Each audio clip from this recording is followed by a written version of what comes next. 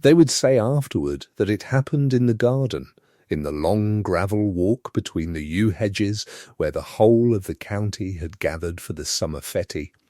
and that the sun had been very bright that day, too bright,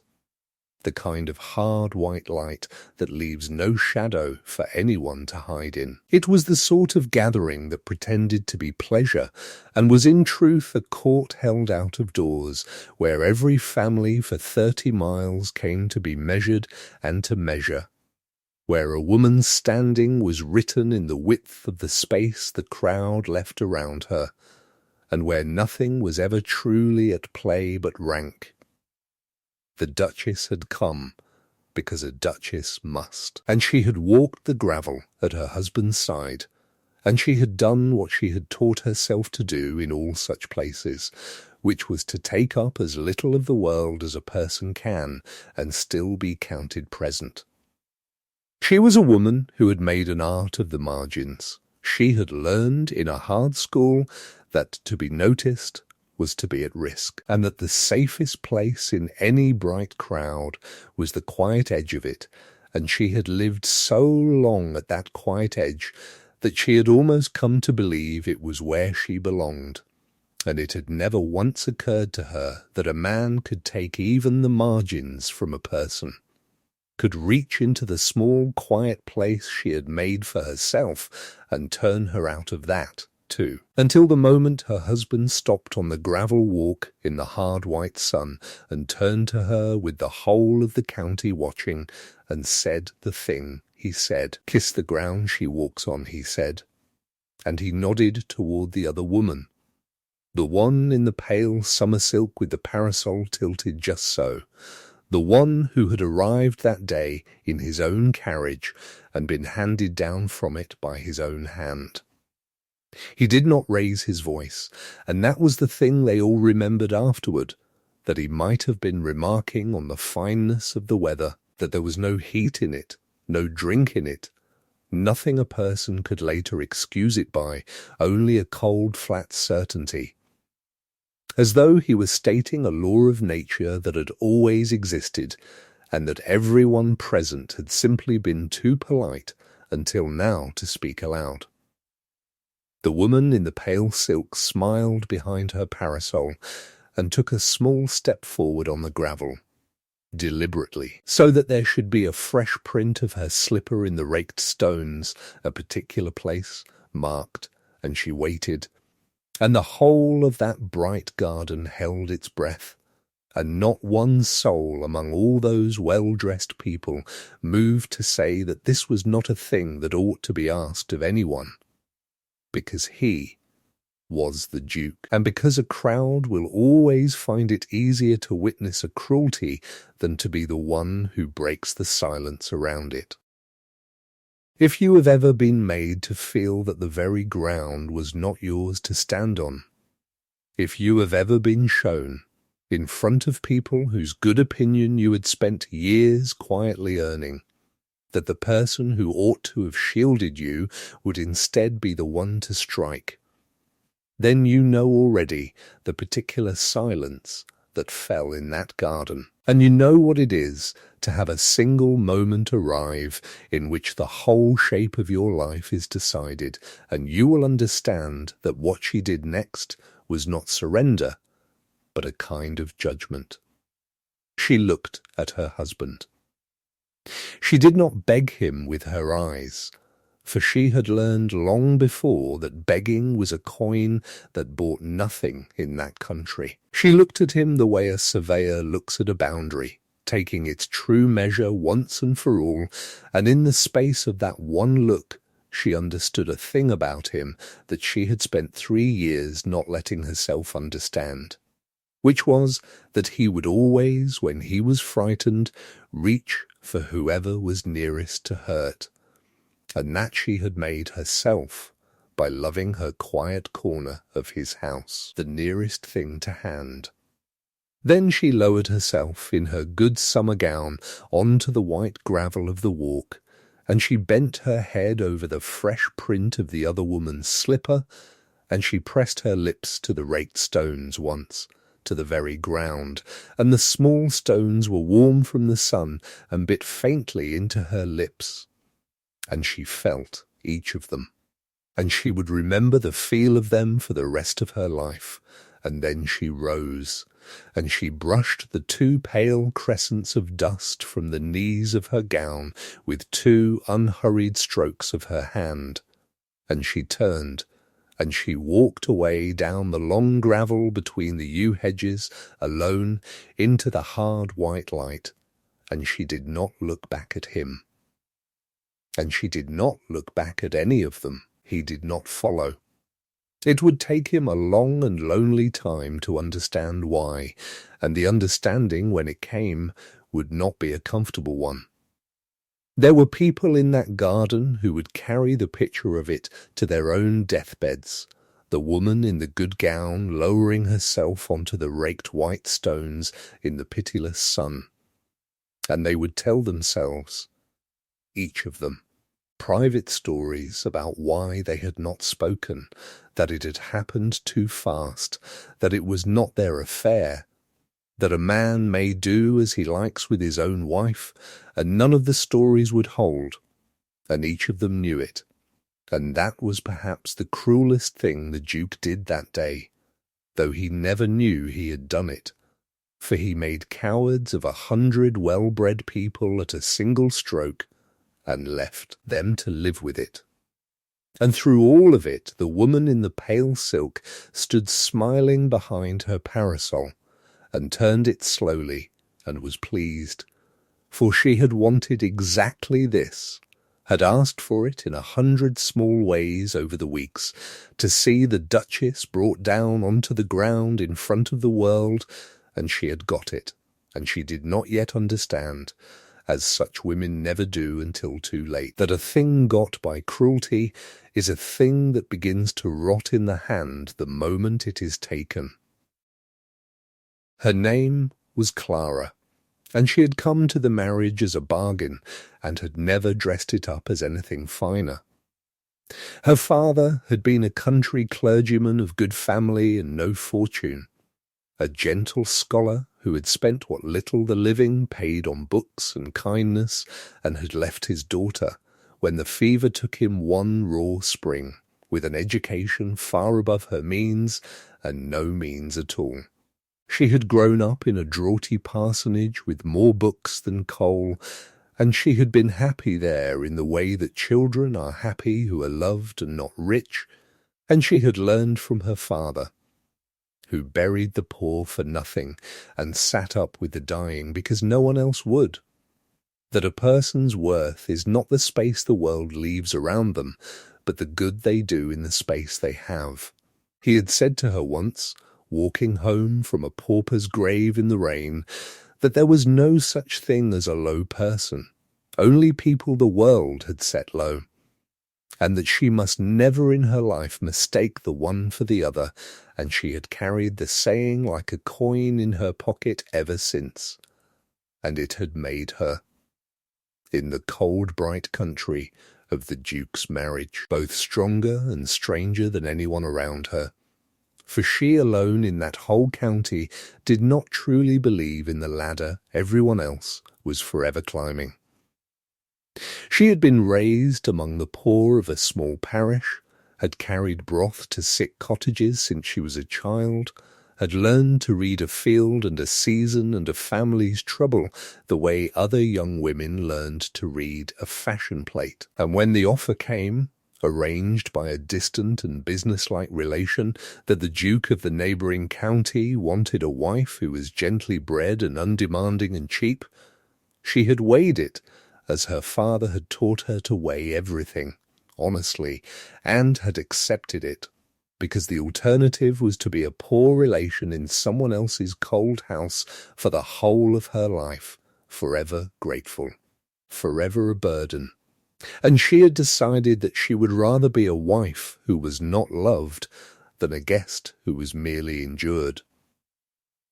The Duke had wanted precisely what he had asked for. A woman who would keep his house and bear his name and make no claims upon his heart, which he had walled up so thoroughly in his youth that he was no longer certain he possessed one. His father had been a hard, cold man who ruled by fear and died unmourned, and his mother a beauty who had married for a title and spent the rest of her days making her husband and her son pay for the disappointment of it. And the boy had learned in that house the single lesson that such houses teach, that affection is a door through which pain enters, and that the wise man keeps his doors barred. He had grown into a man who was admired and feared and not by anyone living, loved, and he had arranged it so on purpose, and had called the arrangement strength. Into that barred house Clara had come, and she had not tried the doors. She had asked him for nothing. She had run his house with a quiet competence that he had come, over 3 years, to lean upon without ever once acknowledging that he leaned, and she had a way with the tenants and the servants and the poor of the estate that he did not understand and vaguely resented, a way of being trusted. And it was, though he did not know it, the thing about her that he had begun, against every rule he had made for himself, to need. For a man may bar his doors and still feel the warmth of a fire through the wall, and that is a torment worse in its way than cold. He had begun to notice her. He had begun to look for her at the end of a day, to find that the rooms she was not in were somehow the wrong rooms. He had heard her, once, singing very low to herself in the still room, thinking herself alone, an old hymn of her father's parish, and he had stood in the passage and listened until she stopped, and had gone away disturbed, as though he had trespassed on something. He had found himself at the great dull dinners of the county, watching to see how she managed the difficult guests, and taking a private pleasure in her small victories that he told no one of, least of all her. And all of this had frightened him, badly, in a way that his cold upbringing had left him no means to name or master, and a frightened man who has never learned any other answer will reach always for the nearest weapon.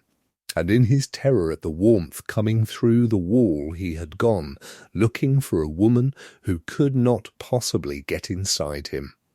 A woman who was all cold surface. And he had found her, and installed her, and paraded her, precisely because she was safe. Precisely because she could never make him feel the thing his own wife had begun to make him feel. And Clara, who read Fields and Families and Seasons, had read this too, though it gave her no pleasure to be right. She had known of the woman in the pale silk for some weeks. One always knows, not from any single proof, but from the small weather of a house, the way the maids fell silent, the new perfume that hung sometimes in the hall, the accounts that no longer quite added up because there had been purchases made that a household does not make. Clara had said nothing. She had told herself, as such women do, that she had bargained for a name and not for a heart.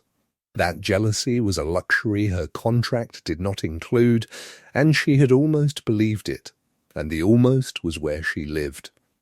Because in the long, ordinary quiet of 3 married years something had been growing in her too, unbidden, unwelcome,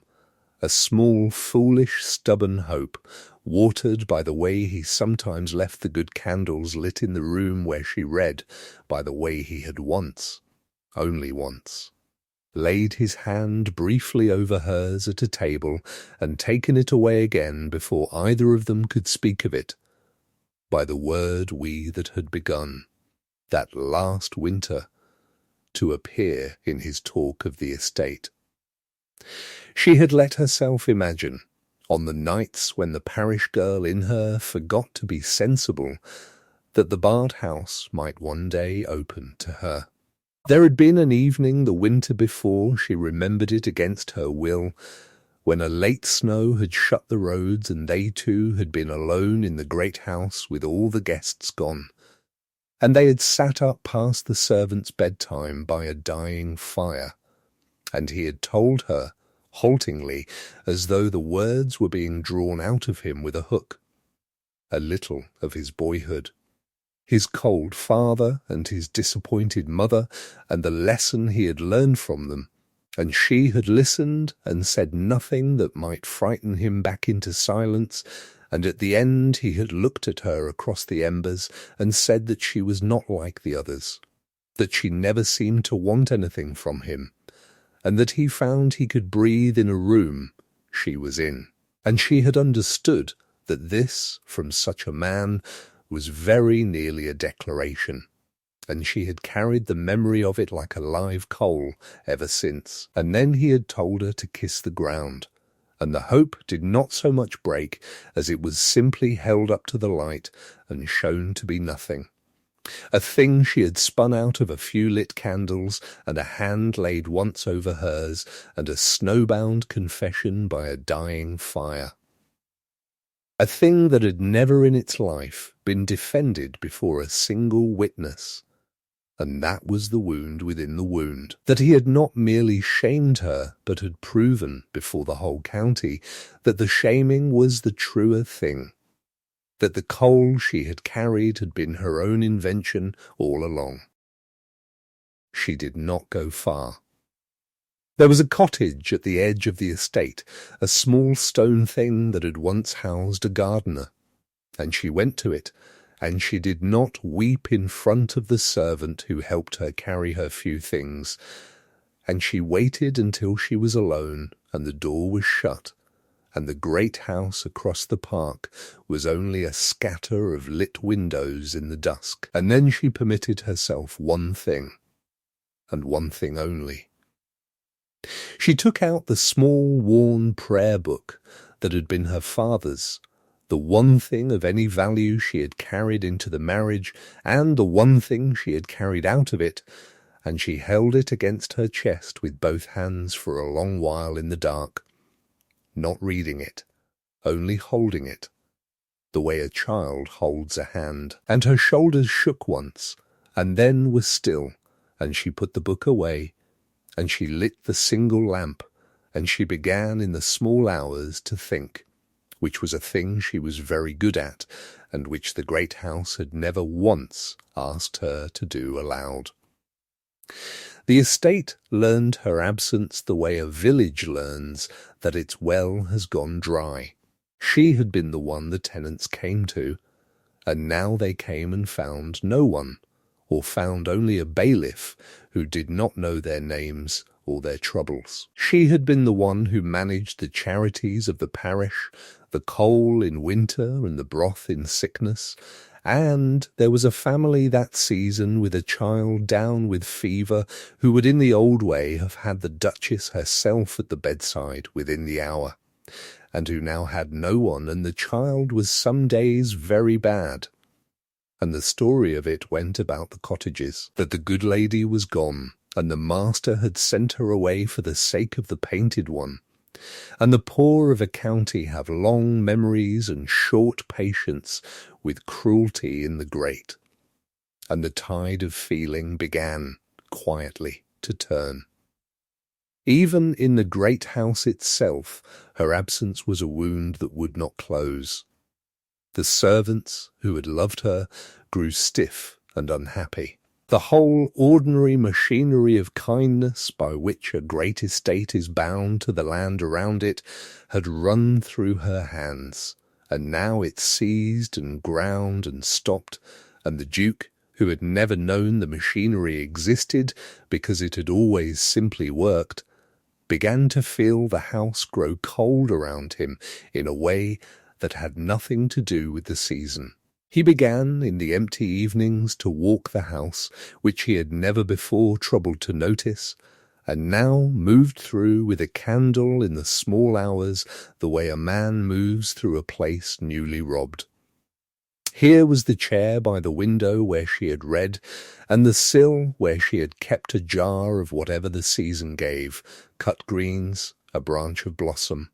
a few late roses, so that there had always been one living, growing thing in that cold stone room, and the sill was bare now, and the bareness of it spoke louder than any reproach. Here was the still room with her hand on every label, the whole quiet apparatus of a house's kindness, the salves and the cordials and the broth crocks. All of it stopped and waiting. He stood one night outside the door of the room that had been hers and did not go in, and understood, standing there in the cold, that a house is not its stone, but the care of the one who tends it, and that hers had been the truest thing in his, and that he had sent it across the park into a gardener's cottage and called the sending strength, and had gone in to a cold supper and thought himself a man in command of his life. He slept badly that season. Men do, who have begun at last to see themselves plainly by candlelight in the rooms of what they have emptied. It was the old steward, a spare grey man named Hollis, who had served the family 40 years and buried his opinions as deep as any man alive, who first made the Duke see it in figures, since figures were the only language the Duke had ever fully trusted. He came one evening with the parish accounts and the estate accounts both, and he laid them side by side, and he said, in his dry, careful way, that he begged the master's pardon, but that a great many things had been kept in order by her ladyship's own hand that no one had known the size of until the hand was taken away. That the coal fund and the sick fund and the school pence had all run through her. That the tenants' rents had been kept fair and the tenants kept loyal by her. And that he did not know, honestly, how the estate was to be held together through the coming winter without her, and that he said this not as a liberty, but as a duty, being an old man with little left to fear. The Duke looked at the two ledgers laid side by side, the estate and the parish, the money and the mercy, and he saw for the first time that they had been the same ledger all along, that the woman he had married had been quietly stitching his cold house to the warm land around it with 1,000 small threads, and that he had cut every one of them with a single soft sentence in a bright garden, and had not even known they were there to cut. Still, he did not go to her. Pride is a house a man builds against the weather, and then finds he is built with no door. And he sat inside his, telling himself the old lies, that a duke does not pursue a wife who has left him, that she would tire of the small cold cottage and come back, that the woman in the pale silk suited his station better in any case, being of his own bright cold sort. He said the last of these to the woman herself, one evening, and she agreed with him prettily, as she agreed with everything, and he watched her agree, and for the first time the ease of it sickened him, for he had begun, having read the two ledgers, to know the difference between agreement and understanding,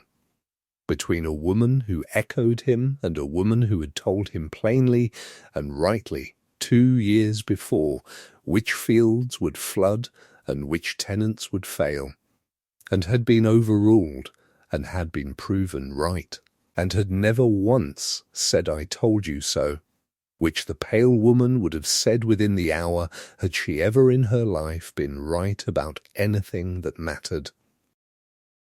His aunt came, because in that family the aunt always came,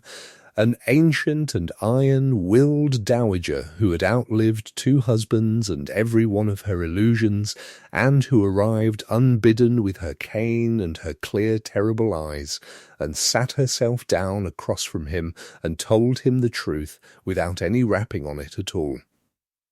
She had heard, she said, what he had done in the garden. The whole county had heard.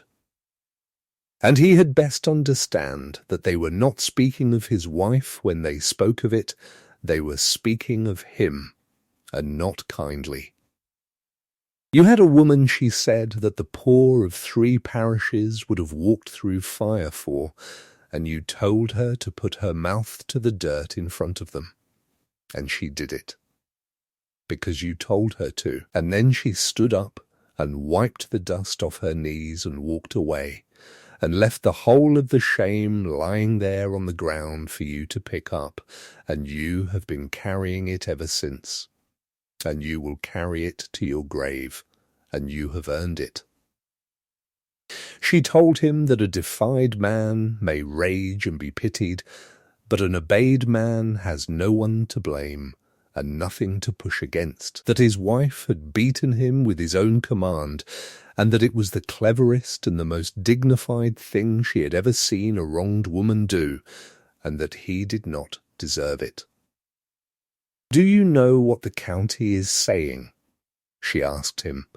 and did not wait for him to answer, for she had not come to be answered. "They are saying that the Marsh child and a dozen like it lay sick, and that in the old days the lady of this house would have been among them within the hour, and that now there is no lady, because the master sent her to the dirt for the sake of a woman who would not soil her gloves to save a drowning man. That is what they are saying, nephew. Not that your wife is proud, that you are small." She told him he had reached for the cold woman because the warm one had begun to frighten him, and that fear was no sin, but that cowardice in the face of it was, and that she had watched him do the very same cowardly thing his father had done before him, marry a good woman and then punish her for being good. Because goodness in another is a mirror a weak man cannot bear to stand before. She said that she had loved his father, God knew why, and had grieved him, and that she was too old and had too little time left to spend any of it grieving the same waste twice over in the sun. Then she struck the floor once with her cane, hard, the way one strikes to wake a house,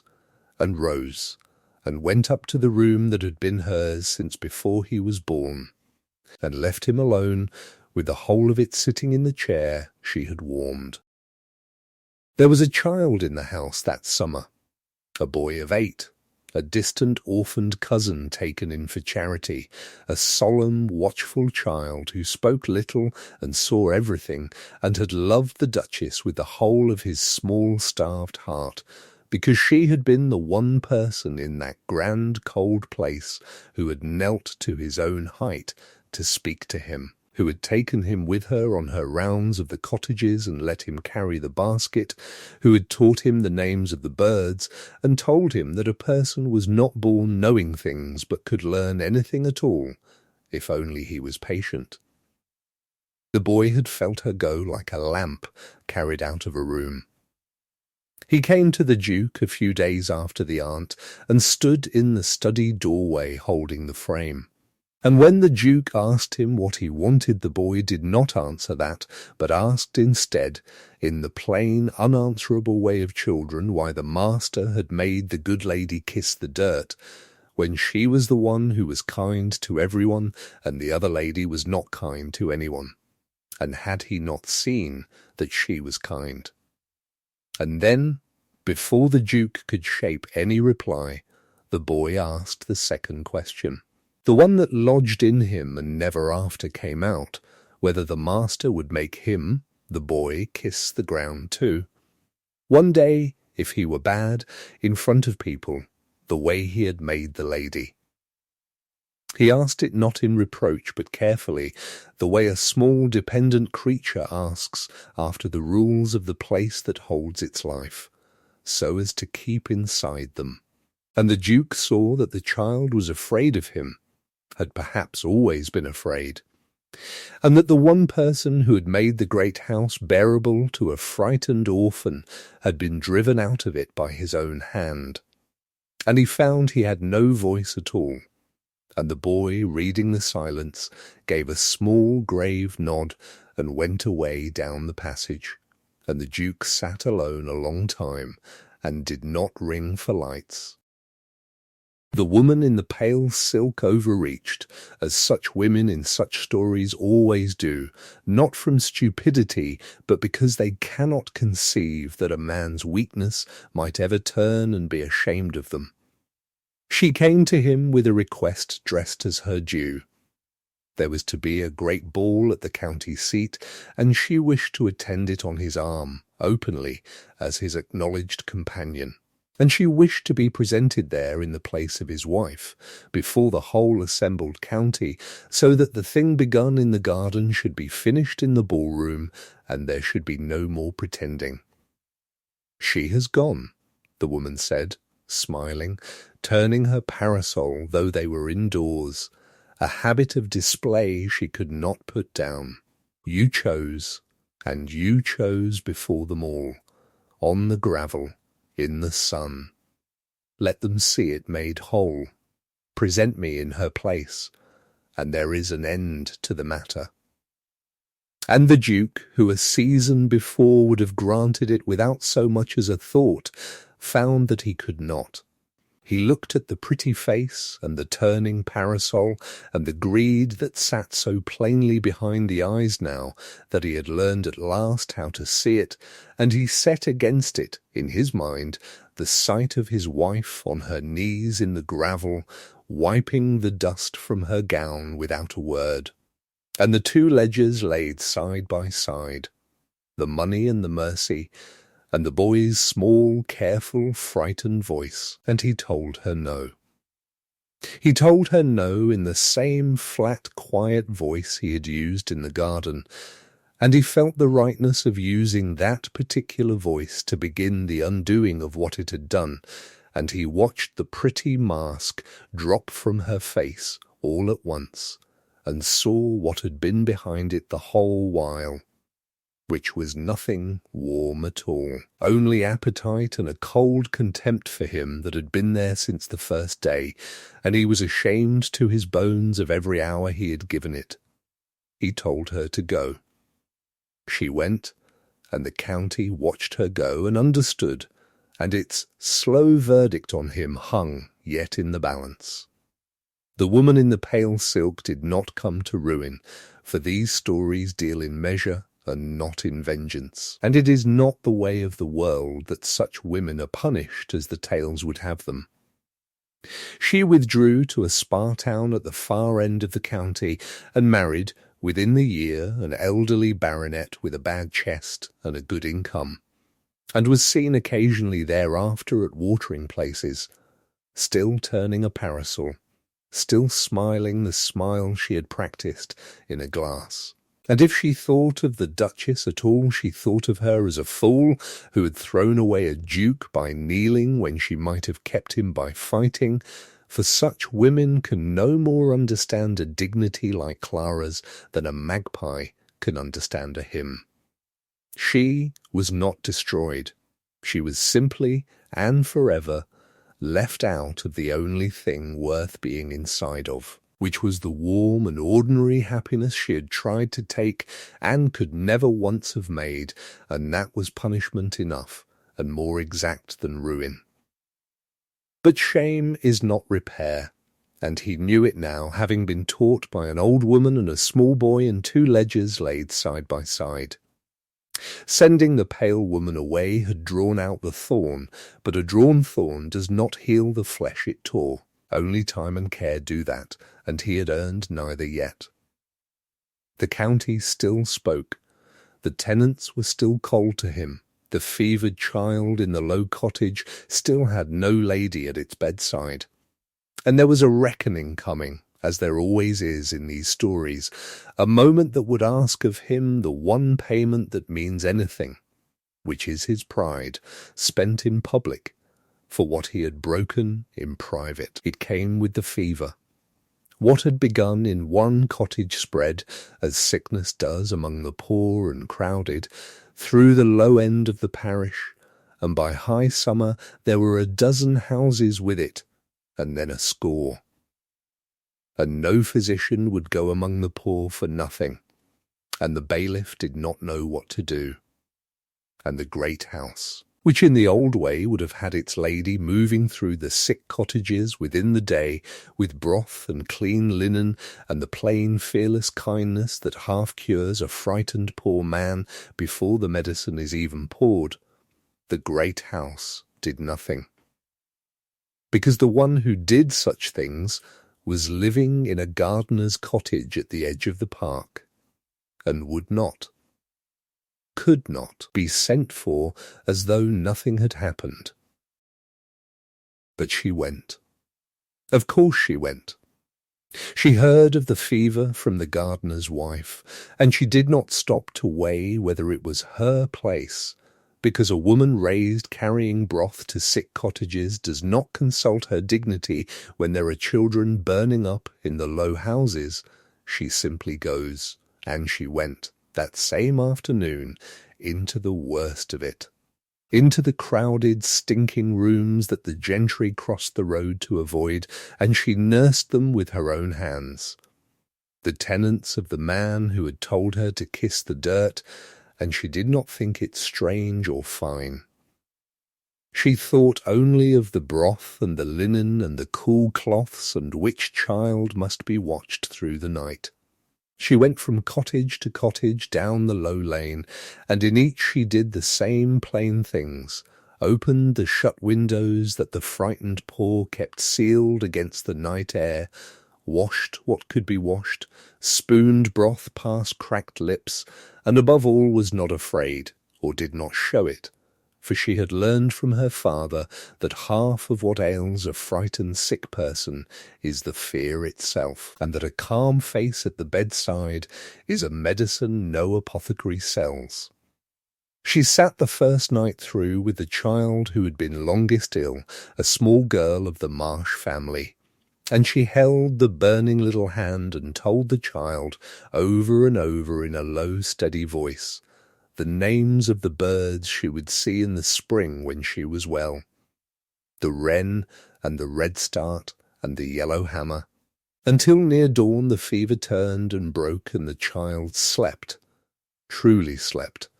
and the mother, who had given up hope, wept into her apron in the corner, and Clara washed her own hands and rose and went on to the next house, because there was always a next house, and she had 2 nights more of it in her before her own strength would let her stop. And the Duke, when word reached him that his wife was in the fever cottages, did a thing he had never done in his soft protected life. He went down after her. He went into the sickness, into the low rooms, in his good coat, and he found her there grey with 2 nights waking, her sleeves rolled, spooning broth into a child too weak to lift its own head. And she looked up at him, and neither of them spoke for a moment, and then she told him, in the plain voice she used for work,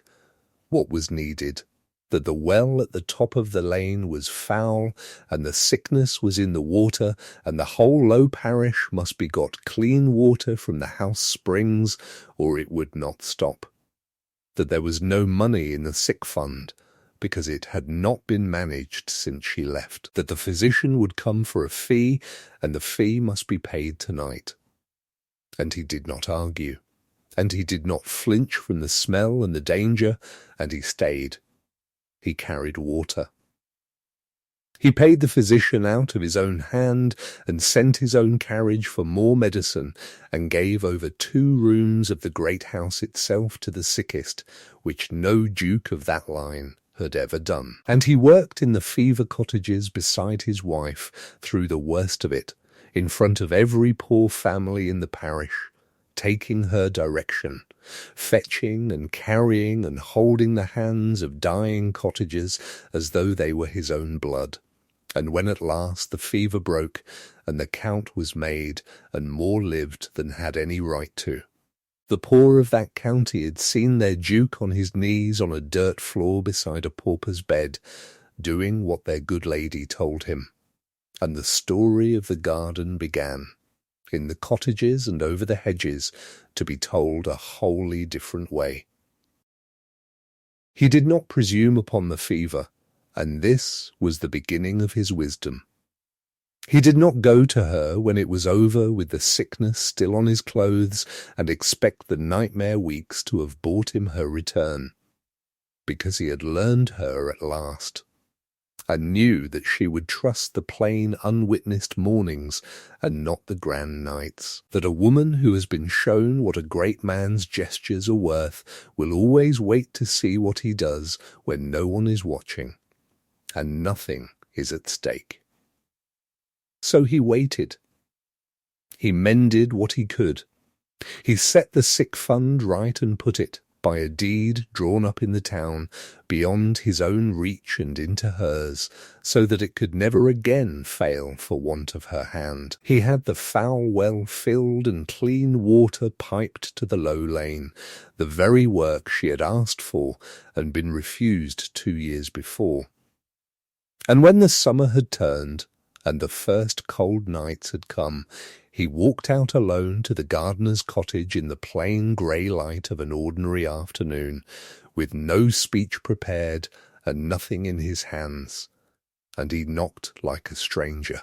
and he waited on the step until she stood aside to let him in. He made no excuses. That was what told her, more than anything he said, that the change in him might be real. For the man she had married had been built of excuses as a wall is built of stones, and this man offered her not one. He stood in the low doorway of the gardener's cottage, with his hat in his 2 hands like a suppliant, a duke come on foot across his own park to a stone hut, and he did not seem to know what to do with the strangeness of it, and she did not help him, but only waited. He named what he had done. He did not say the thing happened, or it was said. He said, "I told you, I made you," using the plain, hard pronouns that a man hides behind the passive voice to avoid. And each time he used them, she saw the cost of it in his face. He said that he had told her to kiss the ground because the warmth of her had begun to frighten him past his bearing, and that a man taught as he had been taught, that to love is to open a door through which every pain will come, will strike at the very thing he is coming to love, rather than stand the terror of loving it, and that this was cowardice, plain and entire, and he would give it no kind of name in her hearing or his own. He said that he had understood, too late, that a man who has never been loved cannot tell love from flattery by its taste, and had swallowed the flattery of a cold woman as a starving man swallows chalk, mistaking it for bread,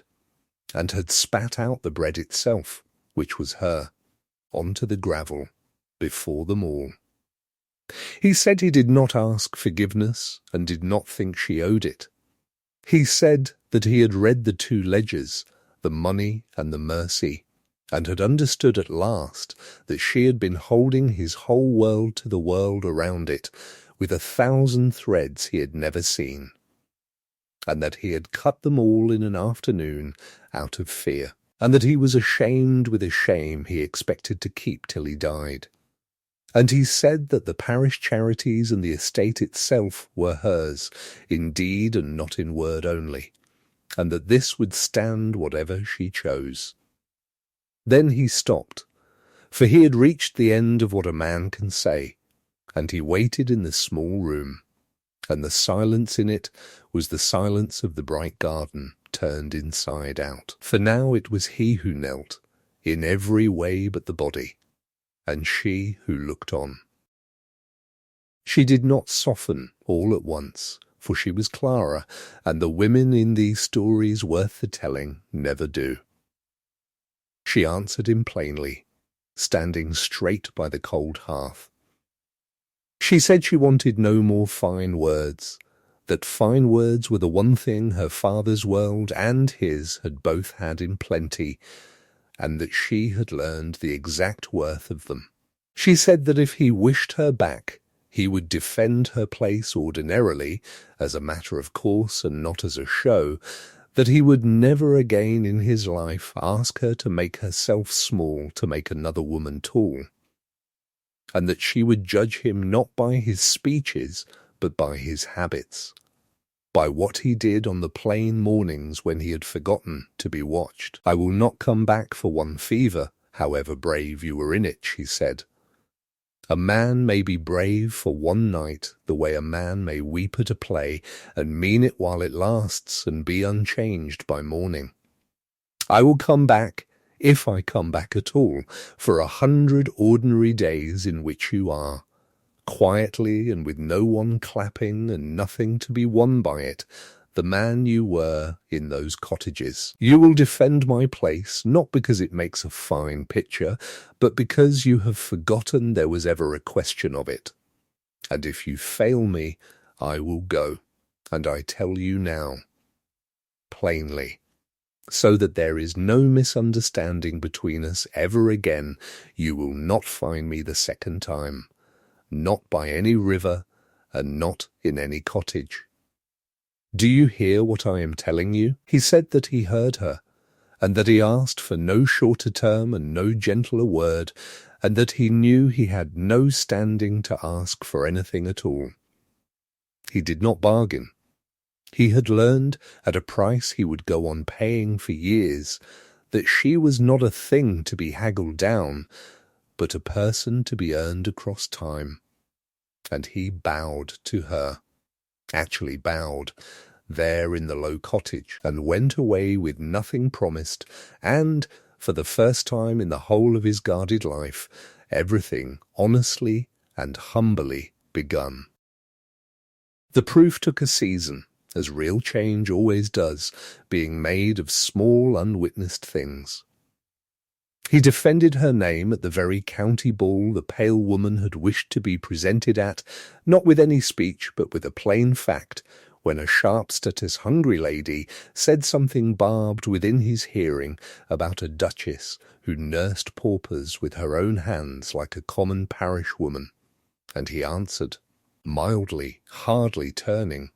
that his wife had done more good in the low parish than the church and the county together, and that he was the most fortunate man in the room to have her, and he said it as though it were nothing, an ordinary truth,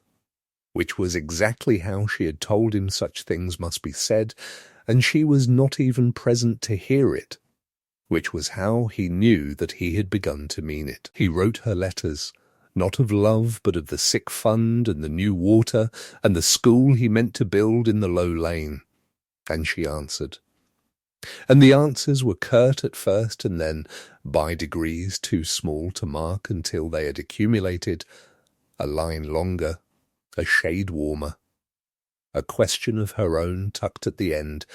and there came a morning when she signed one, not with her title, but with her name. Clara, at the foot of a page about a leaking cottage roof, and he sat with it a long while in the light of the window, that single word, and did not ring for anything, and felt something in his chest that he had spent 40 years making sure he would never feel, and did not, this time, run from it. He learned, over that season, to do the small, unglamorous things she had done, and to do them without being seen to, which was the whole art of it. He went himself to the Marsh cottage to see how the recovered child did, and took the boy with him, and did not mention it to anyone. He sat through the tedious business of the quarter sessions, and saw that a poor tenant wrongly accused was fairly heard, and told no one, and the boy closed the last of the distance, as the old aunt had known from the first that he would. For the boy took again to walking out to the gardener's cottage to carry the basket on her rounds. And one grey afternoon the Duke walked out with him, only to see him safely there, he told himself, and the boy, having no patience at all for the slow wounded pride of grown people, took him by the sleeve and pulled him bodily through the low door before either careful adult could arrange a face, and there was nothing for it then but to sit down at the small scrub table in the lamplight and be, for one plain unremarkable hour, 3 people who belonged together, and no one named it, and no one dared, and that was exactly how it began, at last, to be true. And the boy, some while after, asked the Duke a third question, quite differently from the first two, whether it was true that the good lady was coming home, and when the Duke said that he hoped so, that it was for her to decide, the boy nodded, satisfied, and said that he had told the Marsh children she would, and the Duke understood that the child had forgiven him, in the whole unguarded way that children forgive before the grown woman had, and that the child's forgiveness was a thing he must try for the rest of his life to deserve. She came back to the great house in the autumn, on her own terms and in her own time, when she had watched him long enough to be sure that the man she returned to was not the man of the garden, but the man of the Fever cottages, who asked and did not command, who had spent the money and worn out his pride on 100 quiet mornings, and the house felt her return the way a parish feels the church bells begin again after a long silence. She did not come back in triumph, and he did not receive her as though a battle had been won, for both of them understood that nothing had been won, that a marriage is not a thing you win but a thing you keep daily with both hands, and that the keeping had only now begun. She came back on an ordinary grey afternoon with the boy carrying her small case, and she walked into the hall as though she had only been away a night, and the servants, who had loved her, did not cheer, for they knew better. But there was a lightness in them by evening that had not been in that house for a season, a loosening, the sound of someone singing again in the still room. The charities ran once more. The coal went out to the cottages before the first hard frost. The tenants came again to the door and were met and were heard and went away easy. The school in the Low Lane was built, and it was her school, and she taught in it 2 mornings in the week, and the Duke, who had once thought a Duchess who nursed paupers a thing to be ashamed of, came sometimes to the door of it, and watched her among the children, and was ashamed only of the man he had been. And it was said afterward by the servants and the poor and the old aunt who lived spitefully long, and the boy who grew to a man in that warmed house and told the tale to his own children, that the Duke changed in one particular way and never changed back. There came a Sunday, that first autumn of her return, that the parish spoke of for years.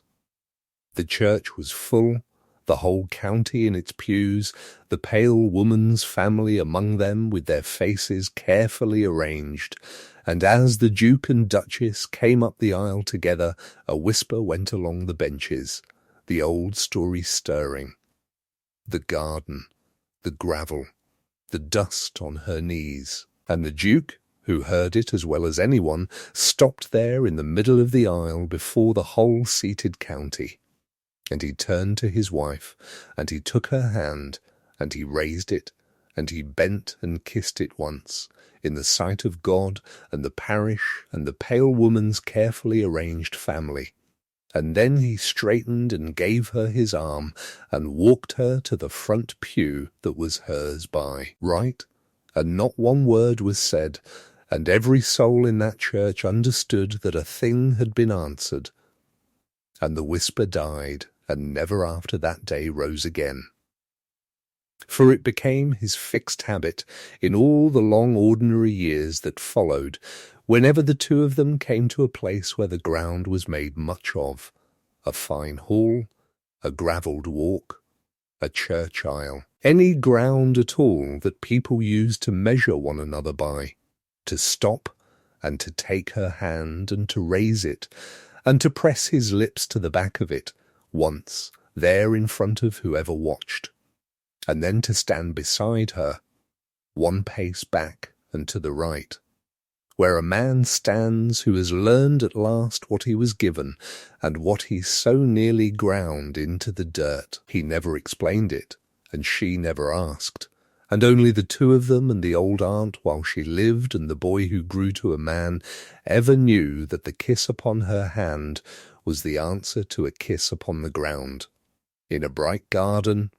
in a colder life, a cruelty turned at last all the way over into a devotion. There came a child of their own in time, a daughter, and it was noticed in the county, though the Duke never spoke of why, that he would not for the world have taught that girl the ladder that everyone else's children were taught, the endless measuring of who stood above and who below, but told her instead, as another man had once told another girl on the way home from a pauper's grave in the rain, that there was no such thing as a low person, only people the world had set low, and that she must never in her life mistake the one for the other. And the Duchess, hearing him say it to their daughter one evening by the fire, in words that were almost exactly her dead father's words, though the Duke could not have known it, turned her face to the window so that he should not see what was in it, and understood that the man had not only changed, but had, without knowing the source of it, taken into himself the very thing she had loved best in the world and lost, and was giving it now to their child, and that there is no deeper way for one person to be joined to another than that. And that was how the family told the story ever after, on autumn nights, with the fire high and no one sent to kneel to anyone, of the Duchess who was told to kiss the ground, and who knelt and kissed it, and rose and brushed the dust from her gown, and walked away alone down the long walk in the hard bright sun, and who was followed at last across every stretch of ground for the rest of both their lives, by the man who had finally learned that the only earth worth kneeling on is the small warm patch where the person you failed has agreed, past all your deserving, to stand beside you still.